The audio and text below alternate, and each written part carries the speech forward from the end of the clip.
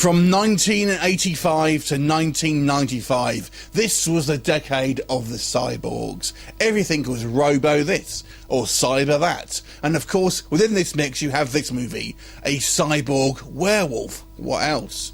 Now, technically speaking, it's not a cyborg, but I'll come on to that. We are talking about the movie METALBEAST, also known as Project METALBEAST.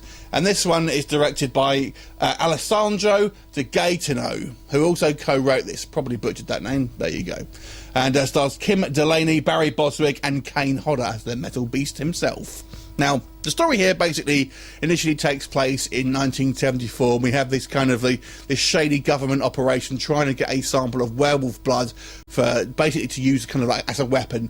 And this kind of CIA guy basically just makes this kind of very unprofessional decisions basically, and decides to experiment on himself, and ultimately turns into a werewolf.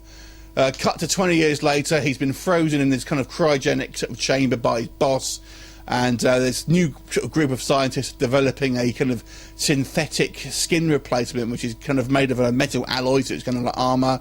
And this guy decides, let's put it on this kind of werewolf guy, even though he's, you know, on ice, so to speak. He's only kept dead by the silver bullets in his chest, and of course the scientists remove them, thus waking him up, and you have your METALBEAST going on a rampage. The plot here is paper thin, and you won't actually see much of the METALBEAST until the last kind of 15 minutes or so. You are treated to a couple of standard werewolf attacks towards the beginning of the film, but to be honest with you, the bulk of this film is really just focusing on humans in a lab having arguments and stuff like that. So it isn't the most exciting of kind of 90s action films. Like I said, it really is just top and tailed with a whole bunch of filler in between.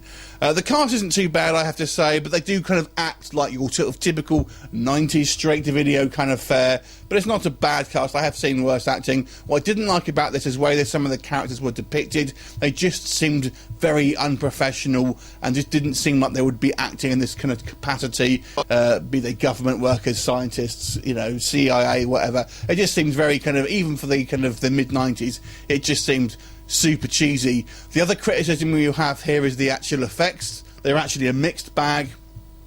You have different styles of the werewolves. You have your kind of standard werewolves in the beginning. They look poor, has to be said. They look kind of very low budget, just basically a guy in a big kind of hairy suit that kind of lumbers around. Then we come to the actual the METALBEAST himself, which, like I said, you don't really see right up at the end. And again, he just kind of he lumbers around, doesn't look very agile like you'd expect. He's more like a bear, really, but he's going to be coated in this kind of like this metal plating, but it's so dark you can't really see that all that much, to be honest with you.